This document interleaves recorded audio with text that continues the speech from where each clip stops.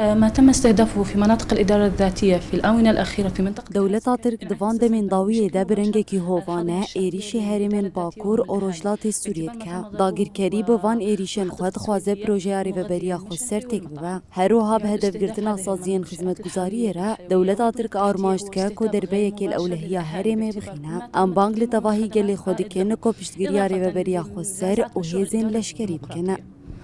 نعول على أهالينا في دعم مشروع الأمة الديمقراطية. تركيا أرادت بضرب هذه المنشآت.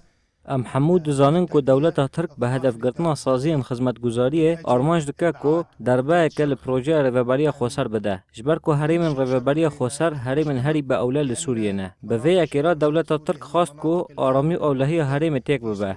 أكثر المناطق الآمنة هي في مناطق شمال وشرق سوريا.